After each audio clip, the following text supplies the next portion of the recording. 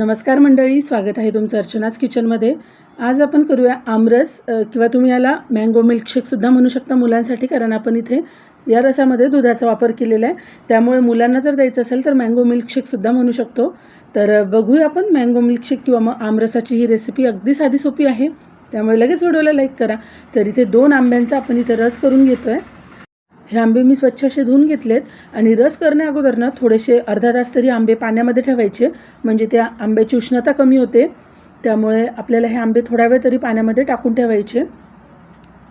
त्यानंतर मी आता याचे बघा अशा फोडी करून घेतल्यात। आपल्याला ह्या आंब्यांचं पूर्ण गर काढून घ्यायचं आहे।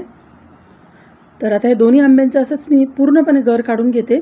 आता ज्या फोडी आपण करून घेतल्या ते चमच्याच्या सहाय्याने पूर्ण हा गर मी असा काढून घेते आहे। आपण हा रस मिक्सरमध्ये करतोय, त्यामुळे आपल्याला आता हा सगळा गर काढून घ्यायचा आहे। रस करण्याची अजून एक पद्धत असते, त्यामध्ये आंबे माचून घ्यायचे आणि त्यानंतर त्याचा रस काढून हाताने तो पूर्ण रस आपल्याला हे करून घ्यायचा असतो। तो सुद्धा आपण पुढे कधीतरी एकदा करू त्या पद्धतीने सुद्धा। आज अगदी आपण साधी सोपी पद्धत वापरतोय। अजिबात यामध्ये हात वगैरे जास्त भरत नाहीत, जास्त म्हणजे अजिबातच भरत नाहीत। तर इथे बघा आता दोन्ही आंब्यांचा मी पूर्णपणे गर इथे काढून घेतलेला दिसतोय।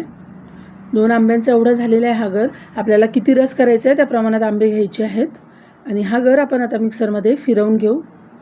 तर त्यासाठी बघा इथे मिक्सरचं भांडं घेतलं आहे, त्यामध्ये आता जो आपण आंब्याचा गर काढून घेतला आहे तो गर आपल्याला टाकून घ्यायचा आहे।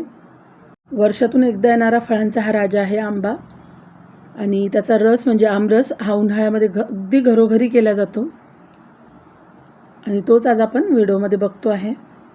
तर इथे बघा मी सगळा आंब्याचा गर या मिक्सरच्या भांड्यामध्ये टाकून घेतलेला आहे।